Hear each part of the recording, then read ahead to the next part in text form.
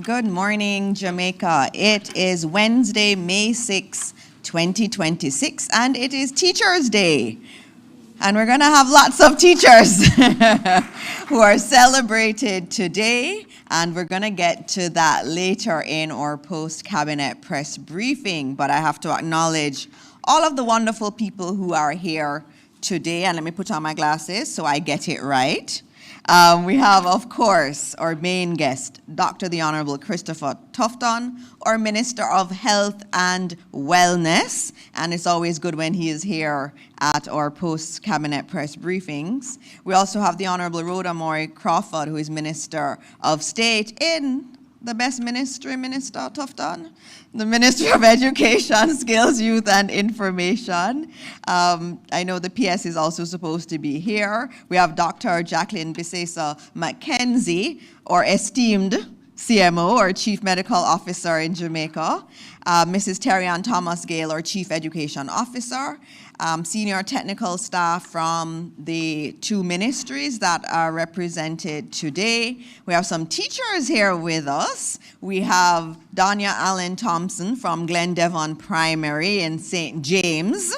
We also have Shernette Powell from Point Hill Least Primary and Infant School in St. Catherine. And we have Anne-Marie Lewis from Portsmouth Primary in Portmore. We also have some special guests here from Mona Heights Primary School. I know their chair is here, Mr. Delroy Alain, and Principal Mr. Alex Hepburn is here, and some parents are also here, and we have some students you're going to hear about a little bit later. We also have some student counselors from Immaculate Conception High School and Holy Childhood Primary Schools. And so I also have to acknowledge, as always, the members of the media who come to our post-cabinet press briefings. We really do appreciate you. And to all Jamaicans watching at home and abroad, there's some other important people that I'm going to acknowledge a little later on. I'm very glad that you again chose to join us at another post-cabinet press briefing. And so before we get into the presentation this morning, as always, I will talk about some things that are happening in government and also some things that have been discussed at Cabinet. I don't have enough time to go through everything, so I'm going to pick a few things. You would have heard of the visit of His Excellency Dr. Jai Shankar, the Minister of External Affairs of the Republic of India. And it was a very successful visit. Several MOUs were signed, and they obviously signaled the strengthening of the relationship between Jamaica and India. These partnerships, particularly in health, renewable energy, public broadcasting, skills development, and technology are very important agreements. And it also includes the health and medicine area in terms of cooperation and exchange of personnel, and the solarization of the Hugh Lawson Shera building. The entire building, that is our Ministry of Foreign Affairs building, will be solarized, and that's really something we're looking forward to. And obviously a shout out to PBCJ that falls under our ministry. They are also doing a relationship where they're going to exchange content. So Jamaican content will be on Indian television, and Indian content will be on our public television station. So all of what we were working on is really an extension of the work that was led by our Prime Minister, Dr. the Most Honorable Andrew Holness, in his 2024 visit to India, and it serves to show the deepening cooperation with a major global partner. I should also note that the National After Action Review of the Hurricane Melissa response is underway. What is that about? As a government, we are never satisfied with our response to anything. We're always trying to grow, always trying to learn from our experience. Hurricane Melissa was a Category 5 hurricane, unprecedented. And as government, we do think that given the circumstances that government performed fairly well. But we're not stopping there. We're doing this review because we always believe there are lessons to be learned and we can only get better. And so this review is on the way to look at Jamaica's disaster response system. We'll be doing it with external partners. We'll look at what worked well. We'll be able to identify the gaps that are there and generate practical recommendations for improving preparedness, coordination, emergency communication, resource mobilization, and early recovery. Again, this is a government always wanting to learn, always wanting to improve. Another area that's been very, very popular with our young people has been the Student Loan Bureau's Debt Reset Program. And I'm very happy to let you know, if you haven't heard already, that it's been extended to December 2026. So it was supposed to end April 2026, but this new extension will allow eligible borrowers, including those with significant arrears, to regularize their accounts. And what's beautiful is that 8,500 borrowers have been able to regularize their accounts. And what this meant was that they were able to get, yes, 8,500 young people that were struggling a bit. They were able to get good standing benefits of up to $100,000 added and credited to their account. And that totaled 832 million in credits given to our young people. That is absolutely phenomenal. So if you took a student loan, you're struggling, could be the hurricane, could be other circumstances, family circumstances, you're in arrears, what we're saying to you as government is that we understand. We understand how difficult it can be to be a young person really trying very hard to be successful in life. And these things happen. And I say to you, go to the SLB. They're there to work with you. We are going to be helping you to regularize your accounts. You have until December 2026 to access this benefit. I should also note that there is a new $100 million YAM recovery program that is targeted to assist our farmers to recover from the damage caused by Hurricane Melissa. Now, I don't know what your favorite yam is. My favorite yam is Lucy, but it's seasonal. So I can't get it all year round, but a lot of our yam farmers were very affected. And so we've instituted this new program. Minister Green announced it, where we're going to be able to help our yam farmers to recover. Agriculture is absolutely important in our recovery efforts, and it's important that we focus on our farmers. And Minister Green and the entire government is very much focused on helping more than the 70,000 affected farmers recover production, protect their livelihoods, and rebuild agriculture in a way that is more resilient to future climate shocks. I should also note that there are a lot of new environmental policies, and Minister Samuda will come to a postcab maybe in another couple of weeks in order to talk you through more of this. I know some of it was missed in the discussions. Last week he would have tabled the white paper on the overarching protected areas policy and also a green paper on the keys management policy. And these policies are intended to provide clearer direction for the management of protected areas, keys, forests, and other sensitive ecosystems. And what's going to happen, we're also going to do some more work also to repeal and replace the Forest Act. So we are serious about the environment, and these policies are indicative of that. And so, as I said, Minister Samuda will come and give you some more information on that. But I'm going to stop there. I have some more, but I don't want to go into them because we have to hear from Minister Tufton. who is here this morning. And so it gives me so much pleasure. As always, he's one of those hardworking ones. always working.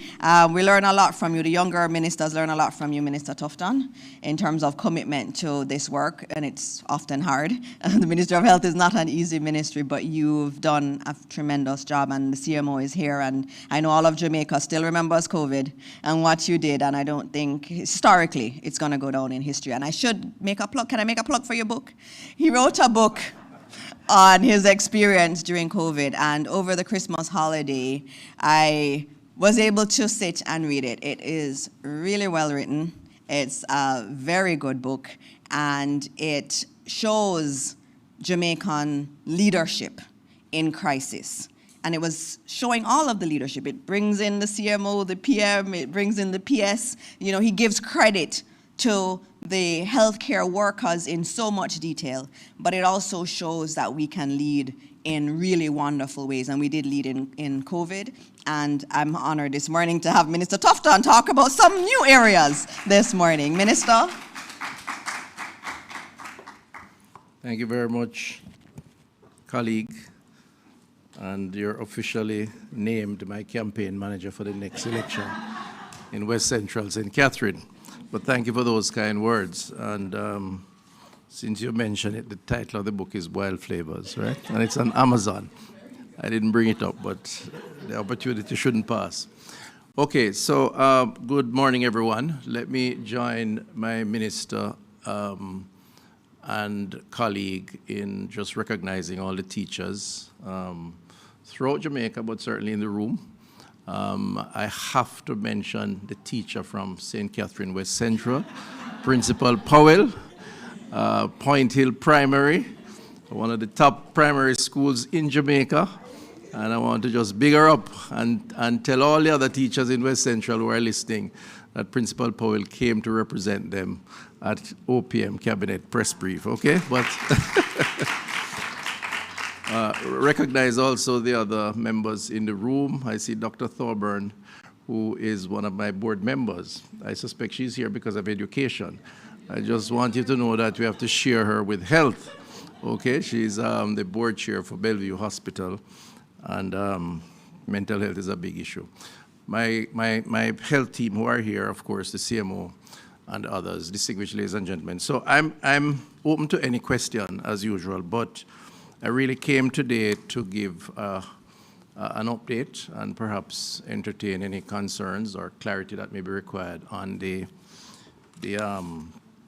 report, the University Hospital of the West Indies Institutional Review Committee report. So that's really my primary mission here today. So just for context, you will recall that there was an Auditor General report, and coming out of that report, we, in my own judgment as minister, with the team's support, of course, we decided to travel on parallel tracks. First was through the existing board, chaired by Mr. Patrick Hilton, to address the operational concerns identified in the report and to respond directly to those concerns, whether through the PAC or through the investigative agencies, MOCA, the Customs, and others and the Integrity Commission who are present within in the institution, University Hospital. And that was, so that track continues, just to be very clear, and we will allow that process to take its natural course and conclusion in the interest of transparency and accountability. I'm sure the public will be kept informed on that. Beyond that, though, there was a view, and there is still a view, my view, that there needed to be a much more strategic assessment of the operations of the University Hospital of the West Indies. And as a consequence, we appointed an institutional review committee. This was appointed, this committee, for 4 months to do a high-level review into the operations of the University Hospital of the West Indies and to provide recommendations as necessary. So sometimes, you know, the question has been asked, certainly in the immediate aftermath when I appointed the institutional committee, why two tracks? They are very different tracks, just to be clear. because one is focused on correcting the operational issues, as it is the board, the fiduciary responsibility of the board so to do, and the other is looking at the long-term structure to determine if there should be some restructuring, which that team led. So we do acknowledge the Ministry of Health the importance of sound corporate governance, accountability systems to ensure transparency and efficiency in the health sector, and we do acknowledge the fundamental principles also of transparency, value for money, competition, integrity, which underpin the GOJ public procurement system, all of which to some extent was challenged by the Auditor General's report, as it is her right so to do. And we have accepted that report. So it is against the background of the report and the appointment of this review committee, we tasked them to, one, review and identify the gaps or weaknesses in the UHWI's corporate governance and management structures, financial, public procurement, administrative management, and corporate risk management systems, to make recommendations on possible changes that might be necessary to mitigate, manage, or eliminate the risk associated with the findings of the AG's report, and strengthen governance and accountability, and finally to make recommendations on the implementation of the AG's recommendations. I want to just say too that the committee did a good job, and I want to just recognize them and thank them. And I just to recall for all of us their names: Mr. Howard Mitchell, who is a past president of the PSOJ, an attorney at law, businessman; Ms. Katie Ann Birch, who is a chief program officer at the Ministry of Health and Wellness, herself a lawyer by training; Professor Marvin Reed, office of the deputy principal at the University of the West Indies; Ms. Angela Robertson, an attorney at law; and Mr. Joseph Taff, retired chief audit executive of the Grace Kennedy Group; and Professor Alvin Wint, Emeritus Professor of International Business of the University of the West Indies. All very acclaimed, achieved, credentialed, experienced persons, some having extreme experience in terms of the university system, having served at that level, others, of course, in the wider society. So the committee, I think, was able to look at, according to the press brief yesterday and Mr. Mitchell, they went back some 20 years or more reading the minutes of the university board minutes to kind of get a context, a pattern if there was one, to assess sort of the institutional culture, and the work was extensive, which resulted in this 30-page or so document. On Monday, I took the document to the cabinet, and we had a conversation around the findings. Mr. Mitchell presented to the cabinet, supported by Professor Wint, and the cabinet endorsed, supported the work of the committee, but also the recommendations of the committee. And so we have, certainly I have the backing of the cabinet to proceed to the next stage. And on Monday evening, I took the report with, again, Mr. Mitchell's support to the board of the University of the West Indies. And we had a long meeting Monday night going through the report. And the board signed off on the report and endorsed the recommendations of the committee. So just for the record. And then, of course, Tuesday we had a press conference, and the report is supposed to be on the website of the Ministry of Health and Wellness for all those who may seek to access the report. So the committee had several recommendations, and I'm just going to quickly go through them. The committee has recommended that the UHWI Act be amended to consider, among other things, the size of the board, the definition of ex officio membership, and language alignment with the Custom Act. The committee found inconsistencies with the University Act and the Customs Act, even though the Customs Act would supersede the University Act. University Act is a very aged act, and there were clauses there, one in particular, which gives the university the right, the authority to to get waivers, for want of a better word, on custom duties, full stop, almost for whatever reason, could be interpreted anyway. And of course, the Customs Act has a very different position. And that seemed to, in the view of the committee, created some possible confusion, even though a strict reading of the law would indicate that the Customs Act should guide those decisions. So there needs to be a review to align. Additionally, the committee has recommended to me for an independent body to be appointed for an initial 1 year to give oversight to the board to provide guidance on hospital governance, cultural changes, as well as the development of critical pathway to compliance, strengthening strategic management, including HR practices and medical education governance, was also recommended as a course of action for the hospital. Just to note, the committee is of the view that, and I fully support, that there may not be an entity in Jamaica that is able to provide the guidance that will require a cultural shift in the organization for an organization of that type. The University Hospital is a special creature. It's not like any other hospital. It's a teaching institution. It has layers of governance structures that involves the wider university system, UWI, which is very much represented at the level of the board. And of course, it serves Jamaicans. It's not the free healthcare access that the rest of the health system is, but it provides a lot of free service because it doesn't refuse anybody.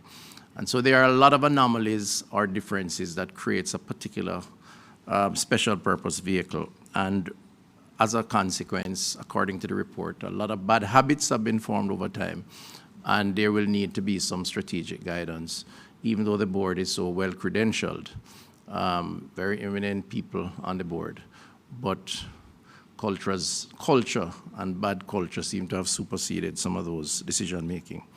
It also asked for the committee noted the need for internal planning capability, consultative decision-making with clear authority lines. Some confusion there on authority. Does the University of the West Indies have greater levels of influence? It has 4 members on the board. I appoint 8. The rest are appointed by virtue of position, 18-member board. Strategic planning of the university system includes the hospital itself, so some of the decisions made at that level, as opposed to some of the decisions made at the level of the government, et cetera, and that the committee has recognized that as requiring some amount of clarity around the decision-making. The committee has also recommended that there be improved financial governance, resources, including revenue optimization, receivable discipline, and inventory and property management.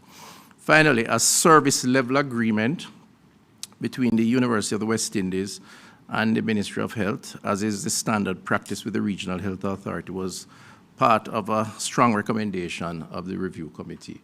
So greater clarity in terms of what the relationship is between the University of the Hospital of the West Indies and the Ministry of Health and Wellness, the government, which, by the way, provides 70% of the budget, the other 30% coming from the other sources, including the region. So, ladies and gentlemen, I can say that based on the report submitted to me, the committee is of the view that the remedies identified in this report will only be effectively and permanently implemented if a deliberate cultural change is effected within the UHWI. Something I've said even before the report. I know a lot of people challenged me on it and say it was an excuse. Obviously, I can't tell these people on the committee what to do. These are very independent-minded people. So, you know, there's a little validation there. I'm not patting myself on the shoulder, but it is good that, to some extent, there is some alignment of understanding and appreciation, and with the support of the cabinet and the current board, there is an opportunity to move the process forward and to fix the problem. And that's where I want to focus at this point in time.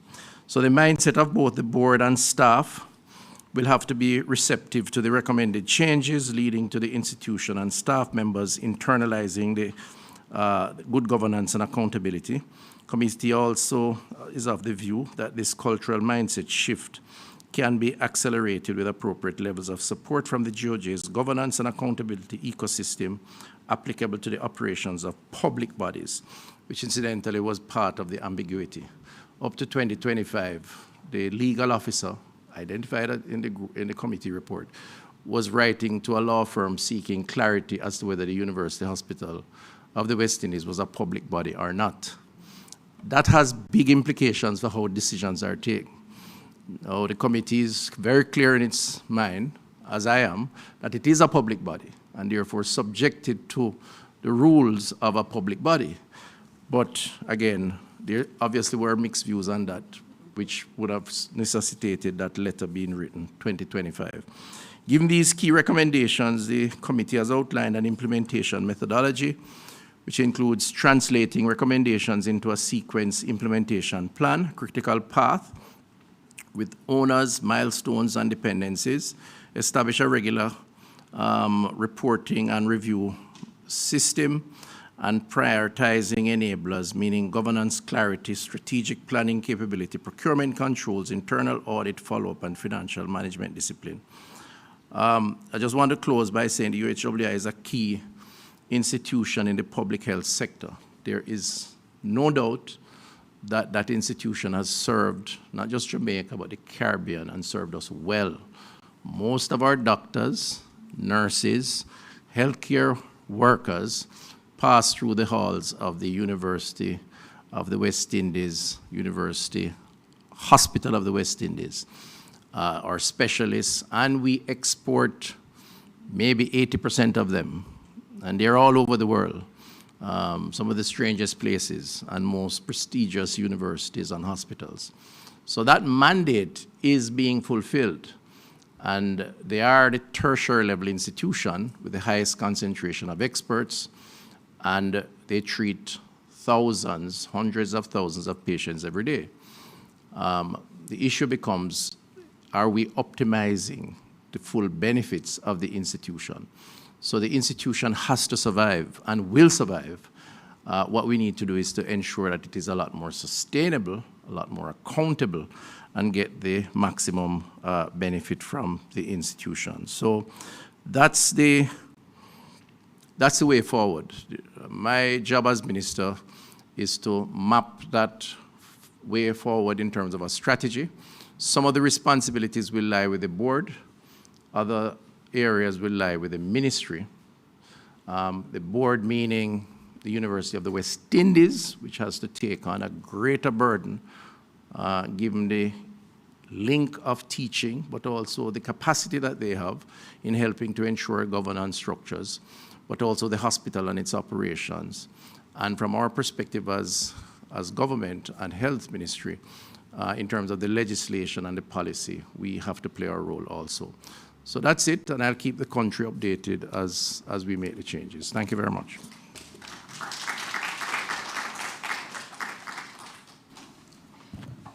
Thank you, Minister Tufton, and thank you to that team that did that review. Cabinet did spend a lot of time on Monday discussing that, the report, and it is something we take very seriously. The University Hospital of the West Indies is a premier institution, and it's very important in terms of the administration of healthcare in Jamaica.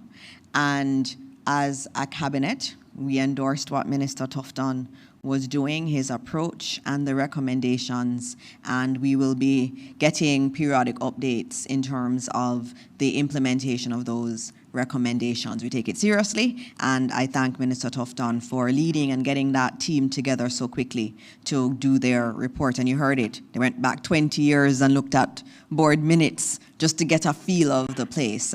We really want to thank Jamaicans who put themselves up for service like that. So thanks, Minister Tufton, thanks to the team. I'm going to move to our next guest, and our next guest is me, because I'm going to be talking about education, so I can't really introduce myself. But we're going to do a little bit on education this morning, and there's some very important people here. And they're here because I think it's important for Jamaica to understand that the work that we're doing in the Ministry of Education is quite substantive. It's a lot of work. We're trying to reform the system, but we can't do it alone.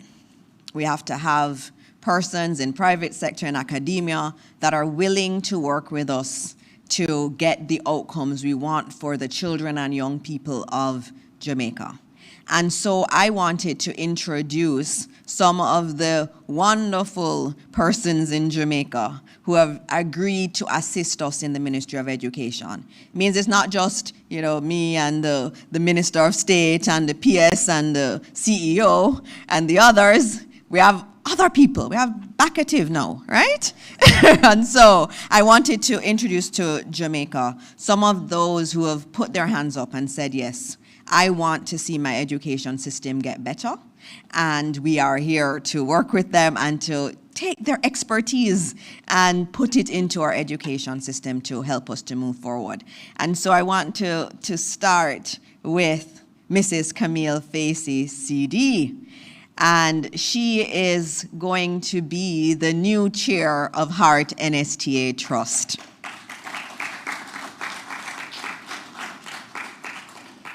Mrs. Facey is just amazing. She has decades of legal insight.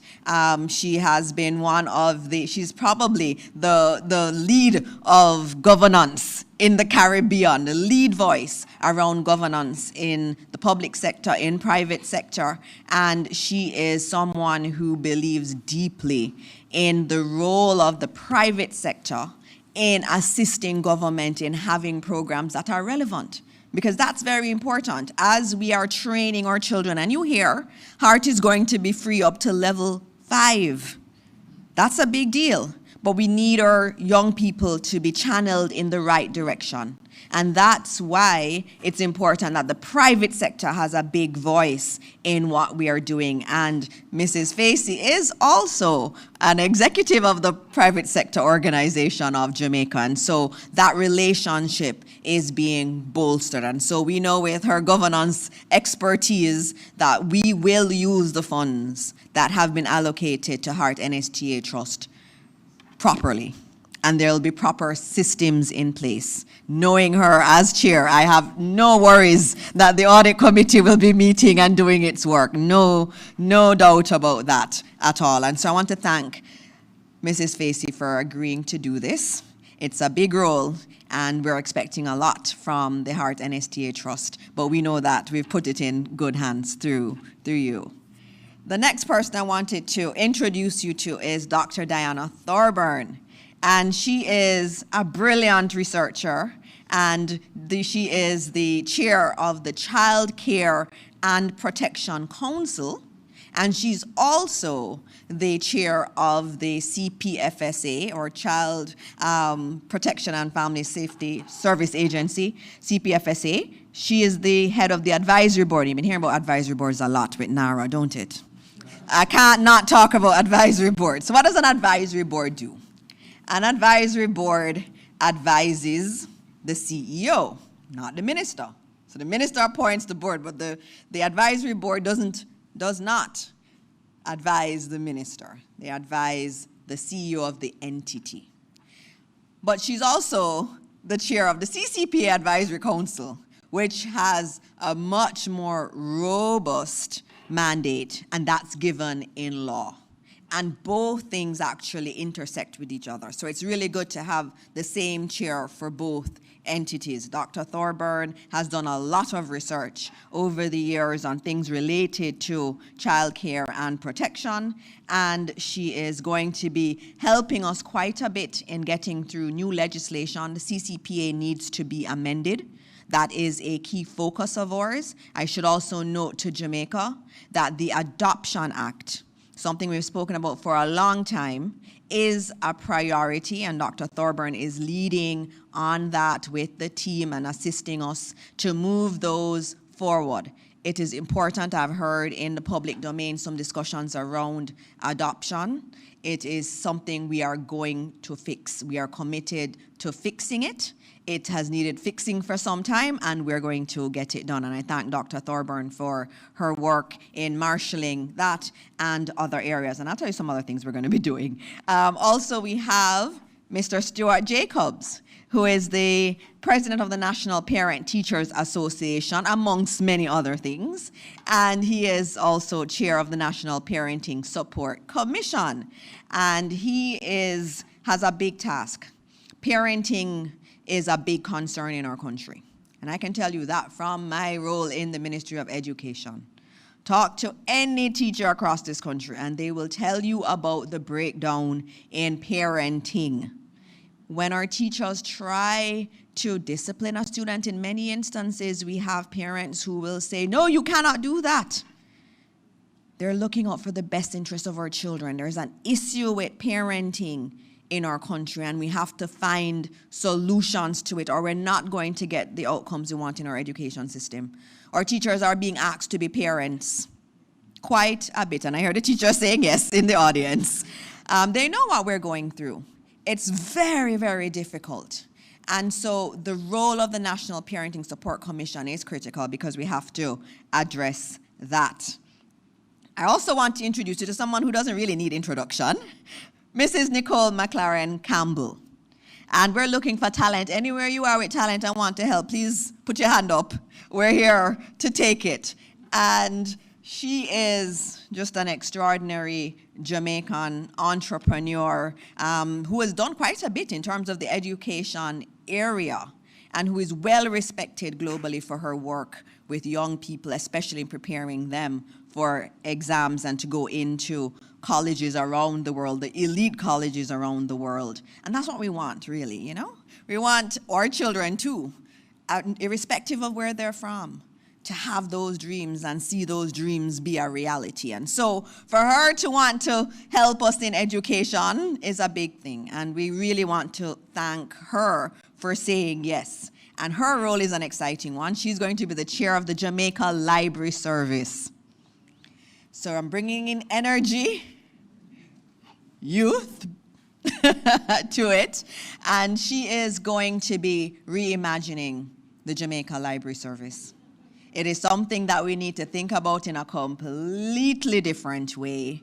It has value. Around the world, libraries have rethought their role in the community and have done fabulous. And that's what we want in our country. And that's what Mrs. McLaren Campbell is going to be doing, that with all of her dynamism and her knowledge and creativity.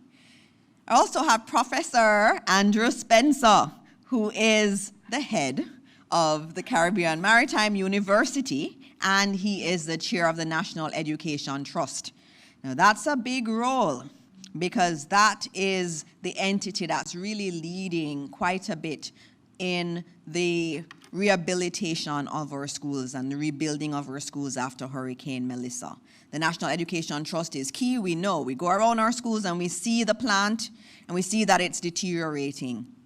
So a lot of work has to be done to rebuild our schools, but also to look at what our schools should be in the future. And I know the CEO has been working with NET quite a bit on new standards in terms of building out our school infrastructure, but also looking at what does a school look like in this era of climate change, when it's really, really hot and our children are struggling to learn in the heat. What's the right design for that? And so NET is very, very important in terms of the future of the infrastructure of our school system. I also have with us Ms. Rihanna Wright, who is going to be the deputy chair, the vice chair of Heart NSTA Trust.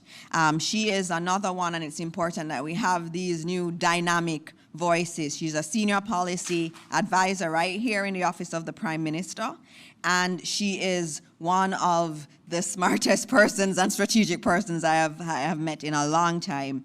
And we're looking forward to her expertise. She has expertise in terms of Heart and TVET, and also in relation to some of the other wider mandate of Heart. And so we're glad to have that juxtaposition of Camille Facey and Rihanna Wright there in Heart NSTA Trust.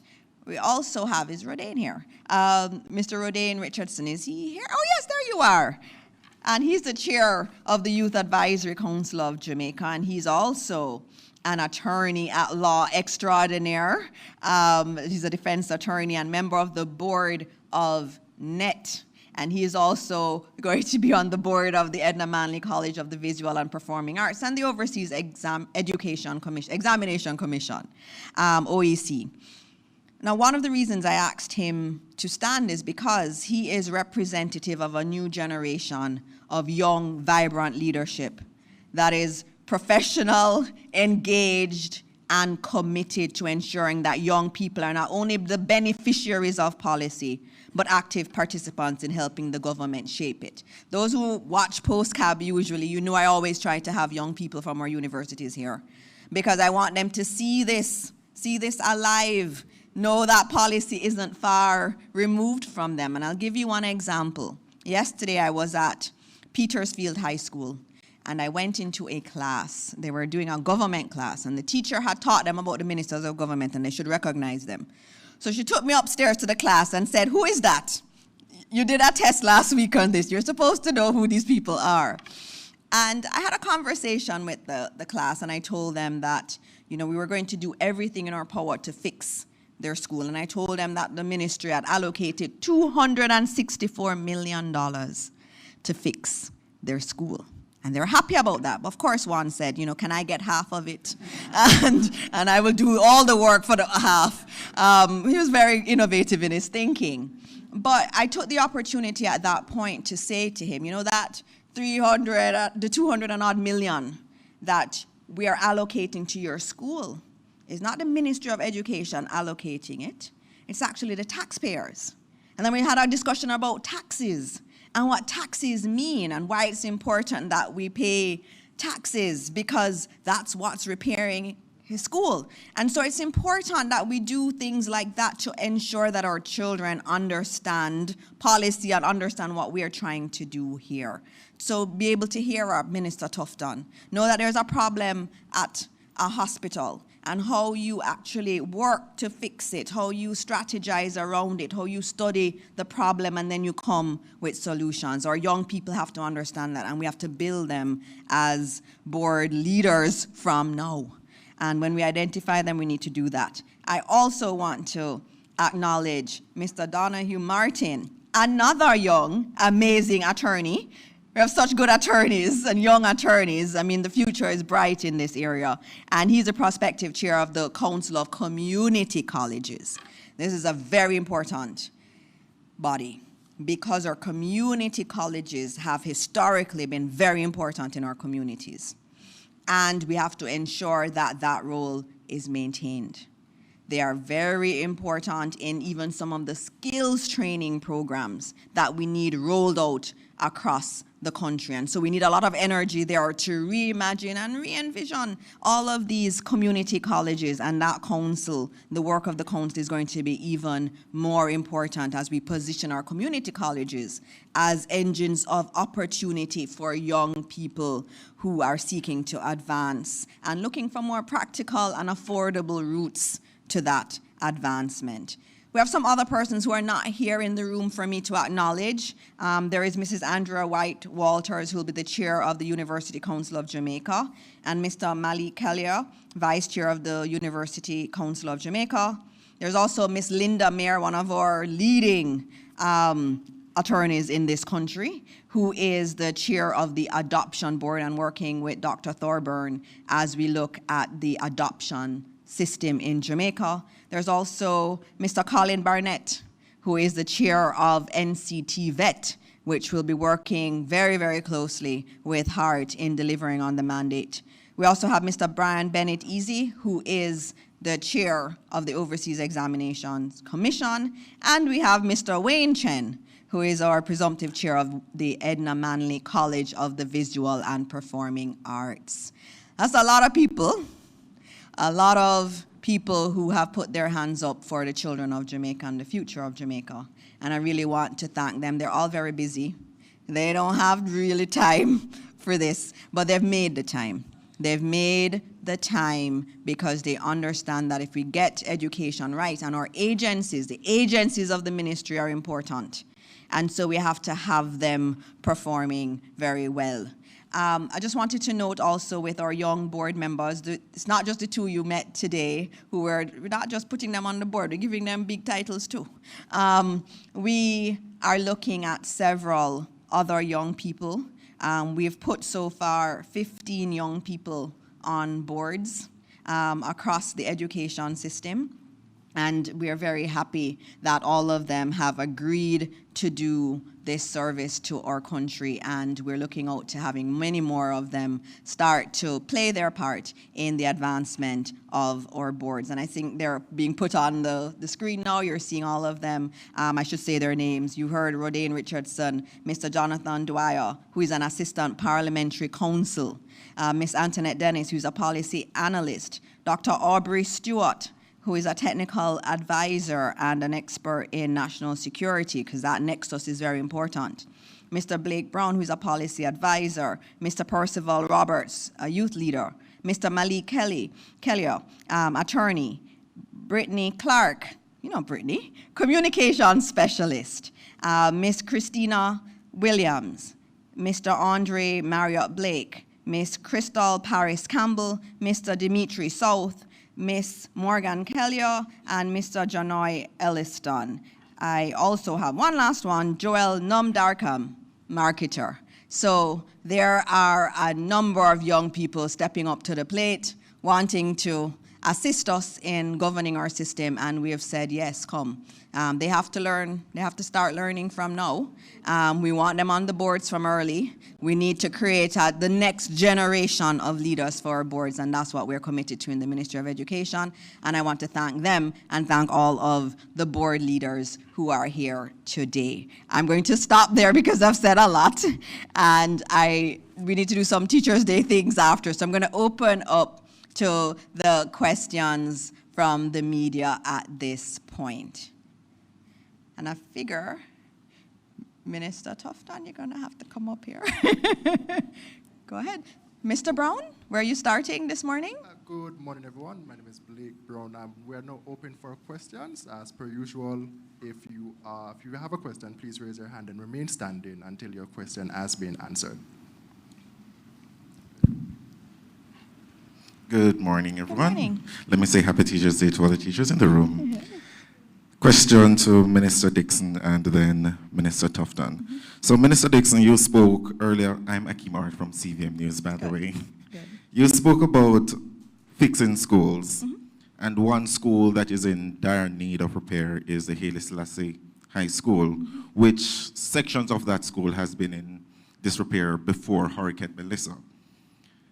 Like, for a school like this, given how significant it is, not just for the Rastafari community, but Jamaica's culture, can you say if there are any plans in place to increase the funding given to the school? All right. Okay, that's a trick question. No, because there are many ways to answer it. There are many layers to it. Haile Selassie is really an example of many of the schools in Jamaica. There are many schools where we see failing infrastructure. And it's important that we move a lot of these schools forward. You would have heard, I don't know if you heard, on Friday in the Senate, I would have spoken about a big investment program that we have for our schools across the country. And I was noting in that's work to fix schools that needed big fixing. And it was in our public investment and approval system for several years, and before I could get it out, to get the funding from the Ministry of Finance to fix these schools. The procurement process is one that has been difficult and challenging. But for all of our schools that need significant work, the ministry is committed to all of them. And I think we've been speaking to the principals of all of them, and I know the CEO is here and she can give you more specifics on that school. But it's many schools. I mean, there are 1,000 schools in Jamaica. A lot of people don't realize how many schools the ministry, public schools, that the ministry has to treat with it, 1,000 of them. And a lot of them were damaged by the hurricane. And what we've done with the hurricane is to prioritize those that are the most damaged, so that they will get their facilities fixed quickly. So you'd have heard me speak about Petersfield, for example. Petersfield, that amount is a lot of money. $264 million is a lot of money for one school. But that's what's necessary for that school. I went to the primary school too, Petersfield Primary. And at that school, everywhere needs fixing. There are buildings that need to be torn down at that school, and you start all over. It's a huge investment that's needed across the system. And that's why when we're building the new schools, the new STEAM schools, we have to make sure that we build them for longevity and that we build them with climate change in mind. And that's the commitment that we have. I don't know if CEO, you wanted to add anything specifically on Haile Selassie or PS? Yes, PS, come. Because I think many schools would ask that same question. Yes. Many would. Thank you so much, Minister. Good morning, Minister Tufton. Good morning, everybody. Just to share a little bit, Minister has tasked us some more, so perhaps that's why she's hesitating, but I'm going to venture a little bit. We're going to be looking at Haile Selassie and other schools with the thrust for equity. There are some schools that need more. So our standard ratio that we use to fund school, we have been asked by our minister to review that for this year. We have sent to her already a framework, but she has sent us back to do the consultation. So the CEO is leading the consultation with our principals and board chair to come back to minister with a proper formula to ensure that those schools that have small numbers, that we can give them more in the new academic year. So yes, Haile Selassie is on that list. All the schools that are experience very low enrollment rate. But I think he was asking about fixing the school too. Right, I'm just looking at all the funding coming down, so they will be looking to see something more in terms of our operational funding. Infrastructure, yes. So we're going to be meeting with our schools to inform them for the new academic year what they will be getting in terms of their overall funding plan, maintenance, infrastructure, operations, and differentiated opportunities. So it is an entire new package for them. We are aware of the challenges at Haile Selassie. We have met with the principal. I personally met with the principal, and we have spoken about, let us see what the programs that you will need to implement for that institution and come so we can look at that from a different perspective, because the students there need more than an ordinary school would need. So I've spoken to her personally about that. So we're looking to see what they will be coming with based on their assessment of the students, and then we will see how we can resource that so they can be effectively implemented. So it's an entire review that we are doing, and you will be hearing more from our minister when she speaks. Yeah, I'm just letting you know, we were gonna do it this morning, but we don't have enough time today to do it because it's a fundamental change. What I can say to you is that we've always said, and I've always said that my commitment is to the early years. If we fix the foundation, then everything will flow from that. And so in the new funding model, you will see significant increases in allocations to those at the infant department and at the primary school level. But we're gonna come with the details for you. So my next two questions would be for Dr. Christopher Tufton.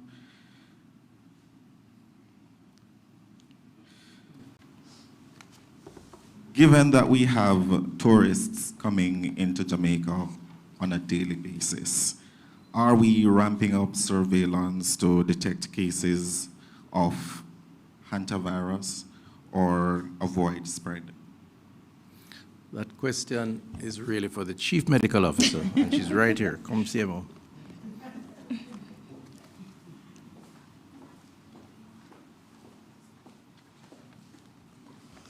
Hi, morning everyone. I think I'll just use your question as a springboard to just answer generally on the hantavirus. The WHO would have released its latest report, and I'm just going to give you some excerpts from it. On May the 2nd, 2026, a cluster of passengers with severe respiratory illness aboard a cruise ship on the coast of Africa was reported to the WHO, and the ship was carrying 147 passengers and crew.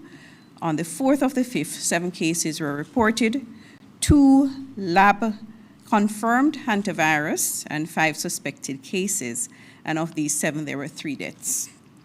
So hantavirus is it's a family of viruses that cause severe illness and can cause death.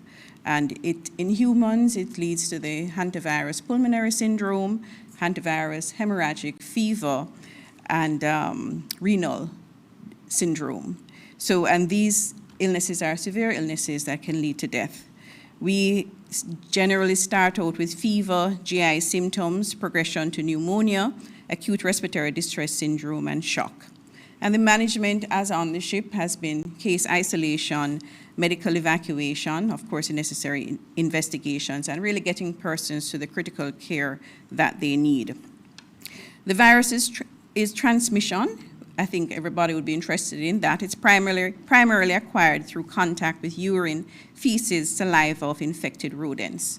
And I've made sure to check with our veterinary division and our own environmental health division. We have not had any cases of hantavirus in our rodents in Jamaica. It is rare, but it's severe when it happens, a disease, and it can be deadly. It is usually transmitted rodent to human, and human to human transmission is not usual. However, there is a strain, the Andes virus, that is coming out of South America, where there have been documented human to human cases. And this strain has been detected in the cases aboard the ship that where we have the index cases. So, and by transmission, human to human, is usually close contact, likely respiratory droplets, person in contact for long periods, and you have transmission of respiratory droplets or saliva. Symptoms usually occur after a person becomes contaminated 1 to 8 weeks after, and usually between 2 to 4 weeks. And as I said, fever, muscle pains, GI symptoms, nausea, vomiting and diarrhea, abdominal pain, and then this progresses to respiratory symptoms that can lead to respiratory distress. In terms of the WHO's assessment of the situation, so remember again, and I'm going to state it again, this is in a ship on the coast of Africa.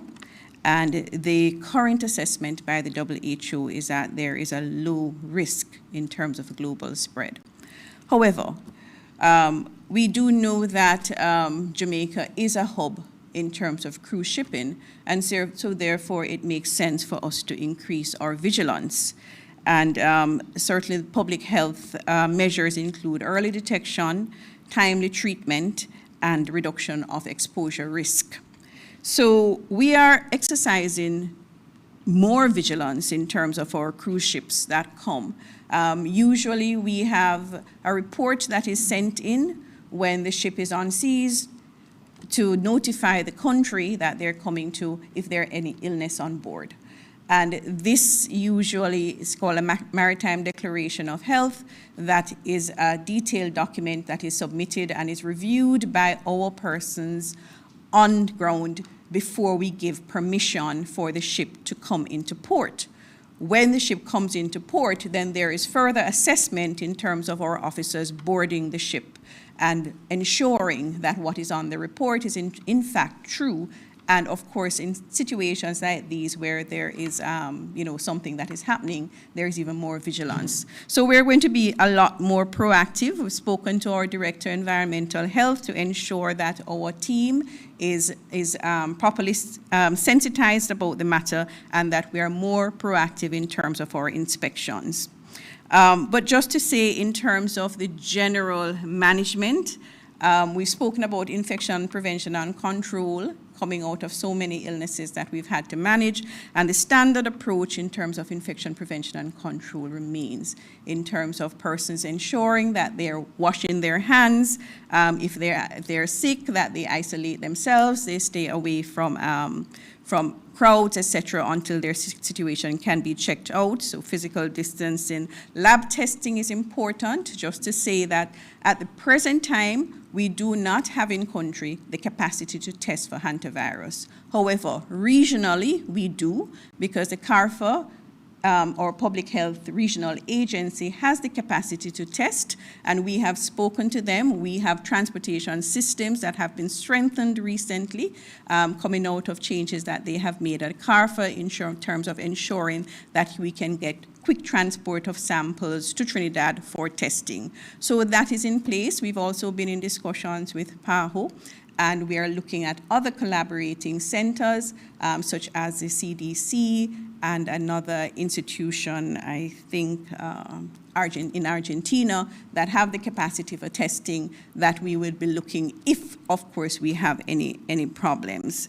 So, but just to say that just like with COVID, we have the ability to ramp up very quickly in terms of having our own testing, because we do have the equipment that can test. It's just for us to bring in the reagents and to do the training of the staff, and we were able to do that very quickly with COVID and with other problems that we've had to manage. So I don't doubt that we will be able to do that in case we do have any problems.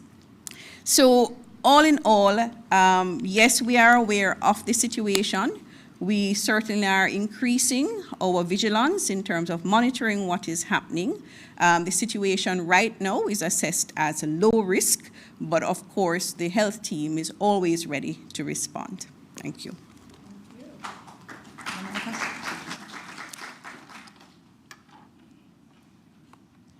Good morning. Good morning. Good morning, Minister. So Shauna Small from the Gleaner. Minister, there has been reports that Greater Portmore High has suspended its Path Lunch program. I want to know if the school is at liberty to do this. What is the ministry's response to the move by the school? And is the ministry aware of any other school that has also suspended their Path Lunch program? And secondly, we're 2 days away from the last deadline given by the government for the removal of shelteries from schools. Is everything on track for that deadline to be met? All right, on the first one, the CEO, the Chief Education Officer, will respond. But in terms of the deadline, when I spoke to Minister Mackenzie, he said things were on track for that. Yesterday, I was at Petersfield High School, where the shelteries are, and they've actually commenced the move. And so there's a new facility that's being prepared, I know was being prepared, and that is in train. So, you know, as far as I know, we are on track for that. If anything changes, I'll let you know, but as far as I know, it is on track. And then on the Greater Portmore question, CEO? Good morning, everyone. Let me join and wish all our teachers happy Teachers' Day as well. That's quite unfortunate what happened at Greater Portmore. Our principals are leaders of the institutions. There are funds that are still within an institution that can be used at all times to ensure that our students are fed. It is a policy of the ministry that no child should come to school and not be fed. All part funds have since been in all accounts for all our schools. So the schools can suspend the program? That's not allowed. That's not allowed. As leaders in our institution, we are to make the necessary arrangements to ensure that our students are fed at all times. The ministry is here. This was made, I was made aware of it in the media. At no time did I receive a phone call that there was this issue. So is the ministry currently investigating as to what led to the school suspending the program in the first place? And will any action be taken against the school? Well, the school has a board, and the region is currently doing their own investigation. And if I may ask another question to Minister Dixon. Will the government be appealing the Constitutional Court ruling on Bengal mining permit? And in light of the court's judgment, does the government now believe it should review the role or the authority of ministers to overrule decisions of regulatory bodies? All right, so let me start with, this is a post-cabinet press briefing and what we discussed in cabinet. We briefly discussed the ruling. And it is my understanding that the Attorney General's chambers, they will be appealing. That's my understanding. In terms of timeline on that, I can find that out and get that back to you. In terms of the implications of it, we've not been able to go through, I know I personally have not gone through the full judgment, and that's not been brought to cabinet for us to look at what are the implications coming from it. But what I do understand is that from my discussions with the Attorney General is that the ruling will be appealed. Thank you.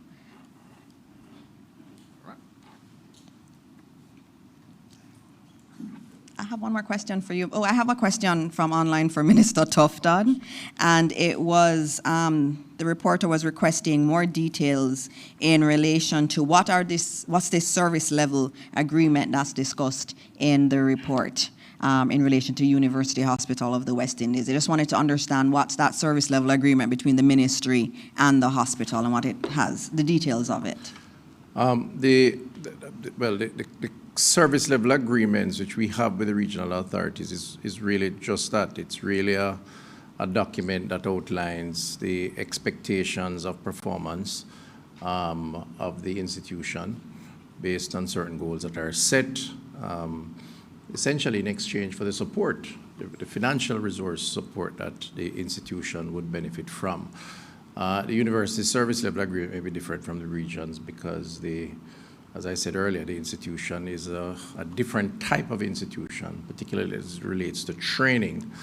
So, I mean, and I don't think they're secret. I think the contents of which could be made public when that time comes. But essentially, it captures it's a performance document between the government, the Ministry of Health, and the particular institution in this case.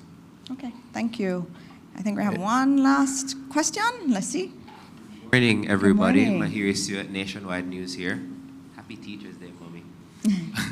Okay, so my question is to both doctors. I'll start with Minister Tufton. Can you give an update in general on just how Cornwall Regional Hospital is coming along? Okay, I was about to say you were at the press conference yesterday, so I wouldn't. Cornwall Regional is coming on well. I know I've said this before. I know there are a lot of cynics out there as it relates to Cornwall. It is my Achilles heel. I've accepted that by now. But I'm happy to report that this financial year, we will see the full reopening of Cornwall Regional. So this financial year, we're on target based on what I've seen, based on the reports I've had, barring any major unforeseen circumstance. And let's hope none of that happens. We had some setback which would have made us open earlier than projected. Melissa, they lost they had a lot of raw material, if you will, for want of a better terminology, in a warehouse on the compound, and everything was destroyed with the hurricane. The entire place was blown down. So they had to, and they sustained some minor damages on the building itself, as did everywhere else. So there were delays there. They have to reorder some of those things. And of course, with the challenges in China, because a lot of it coming out of that part of the world, it's a challenge. But I am promised that we will see the reopening. I would prefer to say this calendar year, but I'm going to say this financial year. There is a target to open the A&E mid-year this year, which is a very big positive because the A&E is 4 times as big as the Mount Salem Clinic, which is now hosting the A&E, and it will be equipped with a number of positive things that will make A&E a lot more tolerable and easy to work in, both for patient and staff, and it would free up the Mount Salem Clinic to be restored to a health center, which it was prior to the collapse of the institution. So we're looking forward to that. So this financial year for sure. Right, thank you. And question to Minister Morris Dixon. Earlier, you were speaking about the Adoption Act and the fact that you believe there should be a couple changes to it. Is there anything in general that you can remember right now that you'd like to see tweaked? All right, so there are a lot of things that need to be tweaked. I think anybody who's ever tried to do an adoption in Jamaica understands that it needs to be tweaked, big time. I can say I was once on the list, and I am a foster parent, so I've been through the system, and fostering isn't even legislated in law. So we have to look at how we can make the process go quicker. We have to look at, obviously, the right of the parents versus the right of the child and how we can move it along more quickly. We have a lot of children in state care, and we all know that the best place for our children is in a home with a loving family. It's a family structure that you want them in. And so we have a responsibility to move that along more quickly. But legally, based on the Adoption Act, we're not able to move it at the speed we want to from that basis. So we have to fix the law, and then we have to fix administratively everything in CPFSA to make it move more quickly. So we're going to do that. So it's really about facilitating faster adoptions in the country, and also about adding a framework around fostering, which currently does not exist in our country. So those are some of the key areas. It makes sense too. One of the things we're exploring is rolling everything into the CCPA, because the CCPA, the Child Care and Protection Act, I mean, when you think about it, it would be thinking about adoptions, fostering, and so we're looking at putting everything under that one umbrella. So it's going to be a big piece of legislation, and we're going to take it to a joint select committee because we know a lot of Jamaicans do have an interest in this area, and we want to be able to ventilate any changes that we're going to make. All right, thank you. Thank you, Minister Tufton. All right, always good to have you. Come back soon. All right, so yesterday was, there's one more? One more. Oh, there's one more. Is it for Minister Tufton? No, for you, from one of our students. Good morning, I am Simone Fanti, representing the National Secondary Students Council. Before I start, I want to say Happy Teachers Day to my wonderful teachers at the Holy Child High School. Oh, you're at Holy Child High. My question. So you mentioned earlier that the Hard Trust NSTA trust levels will be free starting this June. What are the strategies in place to drive enrollment, especially since issues such as program delays and inconsistent timelines have made many young persons like myself hesitant to jump onto this wonderful opportunity? Oh, thank you. And I have to say thank you for being here. Just to note that the National Student Council decided, they called and they said, we want to be here this morning, can we come? And of course, there's security arrangements and all, but we made it happen. And that's what we want. We want our young people to want to come to a post-cabinet press briefing to come and ask me a difficult question. So thank you for that. But in terms of HEART, NSTA Trust, there are some administrative difficulties. And I'm one that will tell you, honestly, what's working, what's not working. And we have to fix some of those. And we've heard from our students, sometimes there are delays in terms of the lecturers and in terms of when the program is supposed to start. It was to start at a particular date, and then that gets pushed back. I know what you're saying. So we have been looking at that, and we have to make it a lot more streamlined and very easy for you to know when courses are going to start, have the application process be a lot smoother and simpler. All of that is the purview of HEART, at the administrative level. And what we're asking the board to do is to make sure that that is, in fact, the case. So, for example, why do we have Mrs. Facian? You need to meet her after and talk to her. Why do we have her as chair? She is an executive of the private sector organization of Jamaica. We're making HEART free to level 5. Level 5 is a bachelor's degree. You know your stuff. Our students listening more than the adults, Yes, so that's a bachelor's degree. But we can't just give people a bachelor's degree, right? They need to be able to earn and make money. They need to know where the world is going, what courses they should do, what skills they need for the future. And so the private sector is going to be very important. So the private sector has to say to us, we need more of this.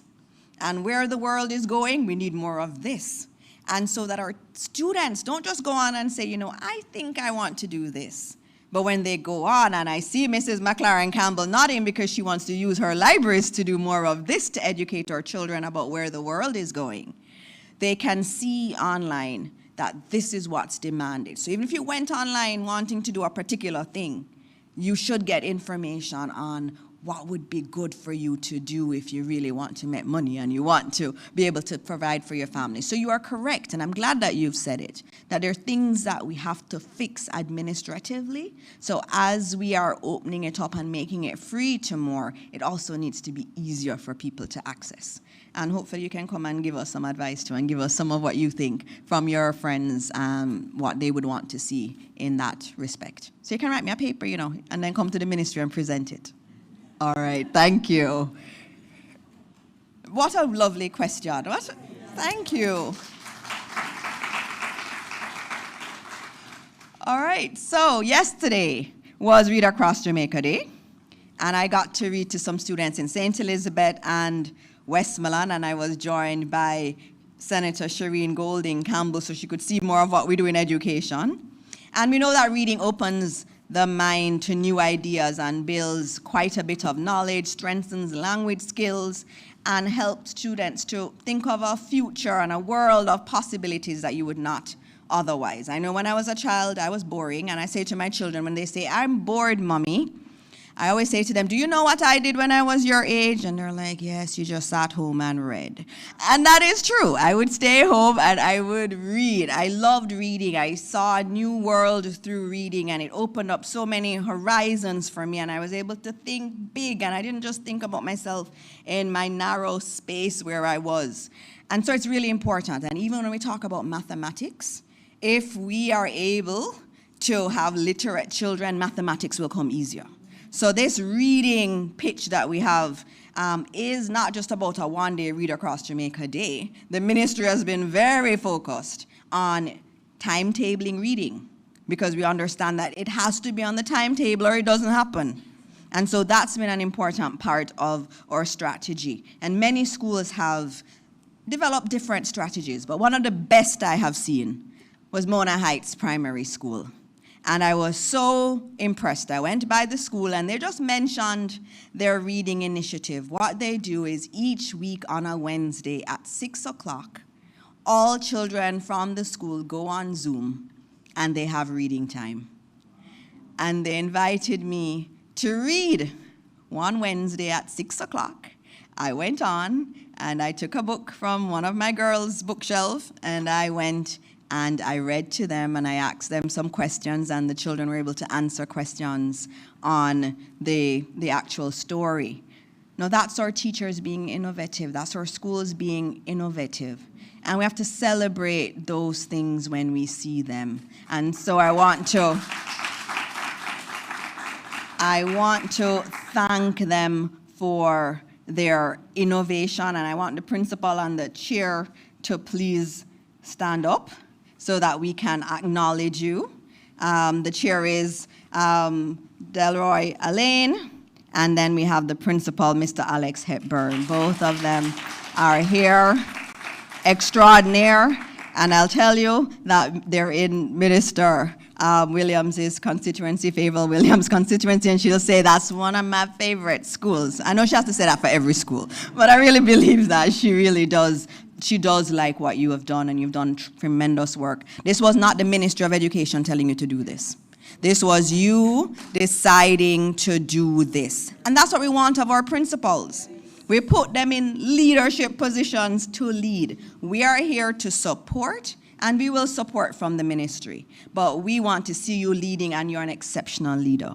And so, Principal Hepburn, again, you know how I feel about you. You know that I think very highly of you and what you're doing. I went to that school, and they also have taken on, Pretty Minister Tufton left, our school nutrition policy. They have embraced it.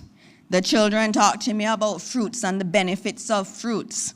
And they have the parents involved in their fruits and their water day and everything. They actually have a fruit stall that's done by the parents so that the children can go and get their fruits there. That's not the Ministry of Education. So it's not everything is the Ministry of Education, right? We set the policy framework, and then we ask our leaders to take it forward. And we have some principals and chairs that are excellent at this. And I just want to salute them today. And I think we owe something to two students, because we had asked them some questions, and we are supposed to be honoring them. So I want those two students to come forward. They're really good listeners that we have, and it's Miss Virgo and Isaac Anderson. Both of you, can you come forward?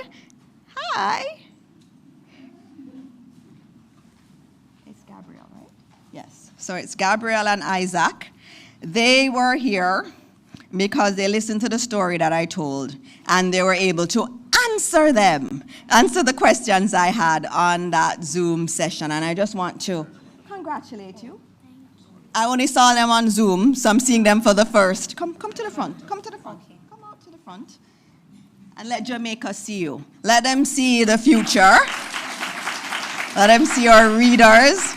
And I want to thank their parents too, and the organizer too, but the parents, because the parents have to play a role. So the school does this reading session on a Wednesday at 6 o'clock on Zoom, but the student doesn't go there on their own. They need their parents' support. And so their parents said, this is important. I want you to be a reader. And so I want to thank those parents for the work that they do. They understand it. They get the mission. We want more parents like that. And so I want to thank Gabrielle and Isaac for answering my questions so well. And just to know that we in the Ministry of Education are very proud of you, and we look forward to seeing you do big things in the future.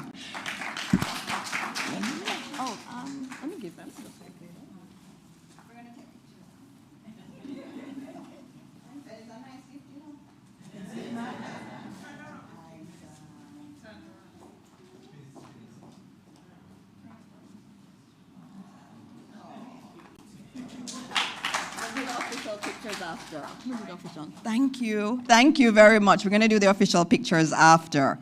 And today is Teachers' Day. Can our three teachers that are here come forward? Just come forward so Jamaica can see you, see your faces. We're not counting you today, and CEO, and also Minister of State, who is a trained teacher. All the teachers. I just wanted you to see them. I want you to see some of our teachers. They're representing our teachers across this country.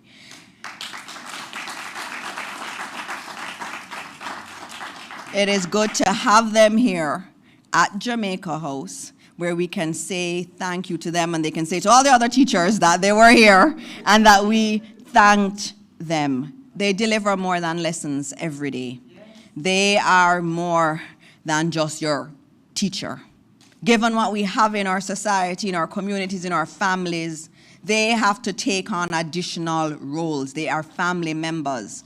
They have done so with so much pride and joy, and they just never forget about our children. And so this morning we thank them so much. I also want to make a special plug for our teachers in the West who have gone through so much. Yesterday I spoke to some teachers who still have not been able to recover. They are still struggling, but they're going to school every single day and doing the best for their children, who too are traumatized. And so we thank them for that work on this Teachers' Day, and we continue to honor them. We know that we'll not get the outcomes we want without our teachers. And so thank you to all of our teachers. We have some gifts for you. We'll do that right after. And earlier I would have told you where our teachers are from. Let me remind you of where they are, what schools they are from. We have Donya Allen Thompson from Glendevon Primary in St. James. Sharnette Powell from Point Hill Least Primary and Infant School in St. Catherine. And Anne-Marie Lewis from Portsmouth Primary in Portmore. Thank you, teachers, and we have something to do after this. I will be going out today for my Teachers' Day activity, and I'm told I'm teaching maths today. So that should be a lot of fun. And so as we close out today, I again want to just say Happy Teachers' Day to all our teachers. Thank you for the work that you continue to do and the service that you provide to our country. And we have a lot of goals. We have a lot of goals in the Ministry of Education. It was the right morning for us to bring the chairs and vice chairs and some of the directors from the agencies that will be supporting the Ministry of Education in fulfilling our mandate. We feel that it is important that our children have the best opportunity to reach their full potential. And that's what all of this is about. That's what we work towards. And our teachers are a key component of that. And respecting and supporting them is a critical part of our mission in the Ministry of Education. And so on this beautiful Wednesday morning, on this Teachers' Day 2026, I say to all of Jamaica, as always, may God continue to bless this wonderful country that we call Jamaica, land we love. Thank you all.